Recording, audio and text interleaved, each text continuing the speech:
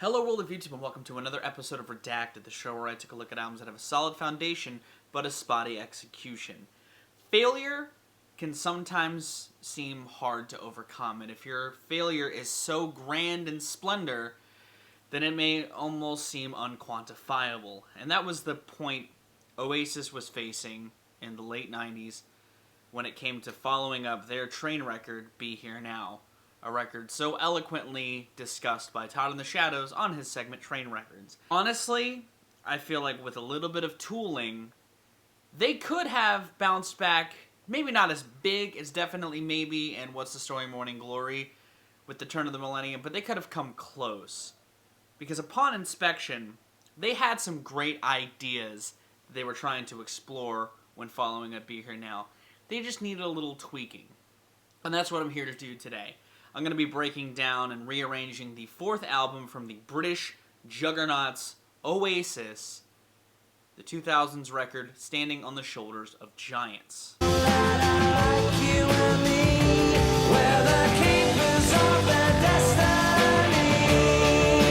Honestly, the baseline record that I had to work with wasn't all that bad. It's weird.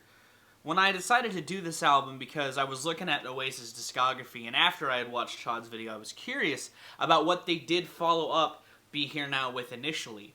I'm thinking, the year 2000, it was a big shift for a lot of people mentally. They were entering a new millennium. And I sat down with this album, and I was like, I like this more than Be Here Now. I think this might be one of the more underrated records in Oasis' catalog. Sure, some of the songs still really aren't good, but the album itself as a whole is a lot better paced than Be Here Now. There's only a couple songs that really get self-indulgent. They tighten things up really well on the base record. Really, my biggest goal with this Redacted was to maybe remove some of the songs that didn't work, because there are some songs on here that are just not good. In fact, there's a couple of tracks on here, especially one in particular that I omitted, that some would consider the worst in Oasis' catalog. But not only did I want to remove the songs that didn't work, I looked into the B-sides, and the B-sides for the singles on during this recording sessions are fucking astounding. There's some where the writing just rings a lot better than stuff that ended up on the album proper, and it makes me curious as to why they were left off, because there's some genuinely great shit here. I just wanted to kind of keep the tightness intact. I still kept the two songs that kind of diverge into their own realms of self-indulgence, because it's Oasis. They kind of do that. But my biggest goal with this record was just to make it a more consistent listening experience for the listener. I actually have one more song than what ended up on the initial finished product. This is 11 tracks and at about 53 minutes, so it's actually a little longer than the original Standing on the Shoulders of Giants, but I think it's a better experience as a result. And these are the songs that I went with.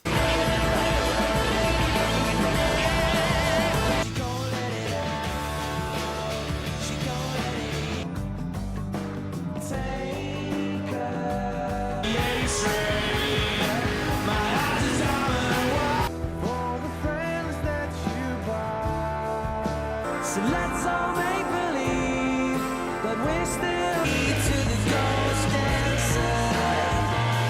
Cigarettes in hand. In your hand. Do you in my soul like a hurricane?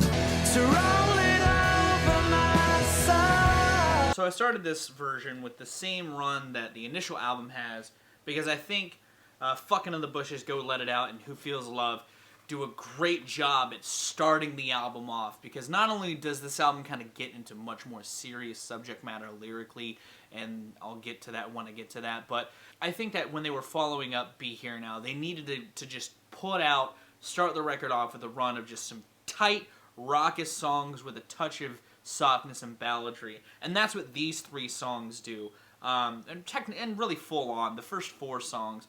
But Fuckin in the Bushes, it's a really fun song. It's a great song with a tight groove that has some fun sample work that shows the band's going to be experimenting a little bit on this record. They're going to dip their toes into other things. And on Go Let It Out, they kind of continue that with some more Beatles worship accoutrement, the kind of psychedelic flourishments that happen in the pre-chorus that are then doubled down big time on Who Feels Love, which are two really killer singles also, which is why I kind of have them open the record up with Fuckin' in the Bushes. Go Let It Out is a colossal fucking tune that has its own kind of self-indulgence, but it's still tightened up, a lot more than what was on Be Here Now. And Who Feels Love is just a great soft moment that the band utilizes the psychedelic pop influence really well on. And again, just kind of lets the record kind of breathe a little bit on that cut before picking it up a little more. Full On's kind of the last padded. It's just a tight rock song, and also kind of alludes that the album's going to get kind of fucking emotionally tense for most of the rest of the runtime. But it's a good raucous song to kind of add as like just a good tight jam amidst the track listing. But yeah, after that, man, does the record just get a little more emotionally potent? Because really from the rest of the record till the closer, Where Did It All Go Wrong, especially Let's All Make Believe in Gas Panic, and really I've got As Long As They Got Cigarettes in Hell and Sunday Morning Call and One Way Road are two sets of kind of companion tracks. Where Did It All Go Wrong isn't necessarily overtly about the band, neither is Let's All Make Believe or Gas Panic, but they all kind of have moments that not only get a little more global or existential in the case of Gas Panic, but they talk about reflection on the past and finding a way to make it better, because prior to this album's release, two of the members of the band, the Pauls, Paul Arthurs and Paul McGuigan, left the band, and it caused this split in the band that was already there because the Gallaghers they don't like each other. So it's amazing Oasis went as long for it as it did, but on this record they did a lot of reflection because those are two founding members that just weren't there. And this whole leg of the record really is, or these three tracks are really about that, or loosely could be interpreted to be about that, while also reflecting on other things, global and otherwise, and also talking about just addiction, because Gas Panic and As Long As They've Got Cigarettes in Hell both kind of lead into each other being about addiction and anxiety, and again, getting a little more existential, because during this record, at least Noel, I don't know if Liam was also, but they were getting clean. They were cutting the drugs, and which is definitely needed. And I think that these songs are important to Oasis's story as a band, and I feel like that I included them at this point in the record because not only does Gas Panic have a moment where the band gets a little more indulgent sonically, they do it tastefully, and it's one moment where, again, there's two songs on the record where they get really indulgent, this one and the closer, and I think that this is a good moment for it to happen amidst these songs that aren't necessarily all really acoustic or slow. Where Did It All Go Wrong has this nice kinetic pace to it, and Let's All Make Believe, while starting soft, has this big climax.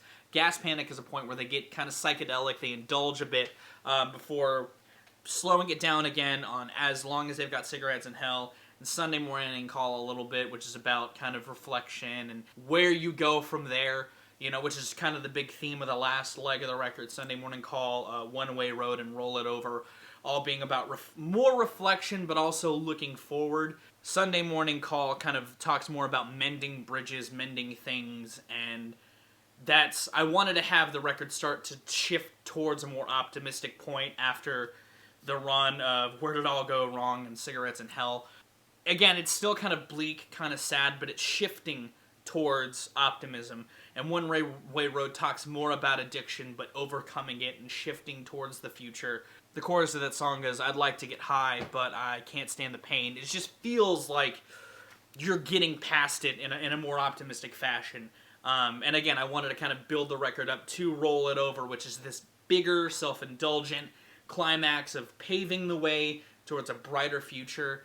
And while they dipped into the psychedelics on One Way Road and As Long As They've Got Cigarettes in Hell with the psychedelic accoutrement and accompaniment to their softer points, Roll It Over is where the band just gets huge. They add some gospel flair, and they keep it, somewhat trippy, and it's the big climax for the album to end on, I wanted to, because this record, again, has some emotional potency, I wanted to pave towards a big bright climax that shows the band could still thrive amidst turmoil that they talk about, amidst getting over addiction, which they talk about in their own psychedelic way, and after following a huge, while commercial success at the time, fan flop in Be Here Now. It's a record that really halted their career, and it gave people Oasis burnout. I feel like, while that may have still been a problem, I feel like people would look upon this record more fondly. It would almost have an inverse effect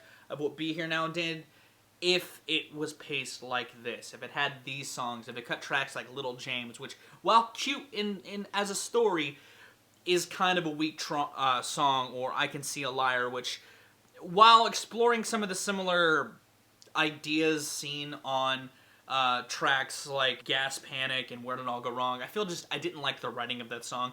Same with Put Your Money Where Your Mouth Is, which is just another weak fucking song. And that's why I omitted those songs out of these B-sides and kept the pacing how I did.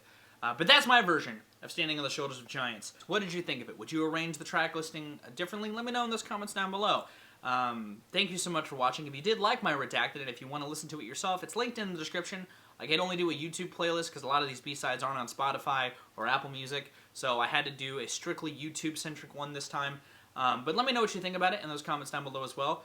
Thank you again so much for watching. If you liked it, be sure to give it a like. If you want to see more of my music, gaming, and general nerdery content, be sure to subscribe. Special thanks to my patrons if you would like to join their ranks. Linked in the description is my Patreon. I'm going to get out of here. I have been Viral Rack. You guys have good days, lives, and situations, and I'll see you another day.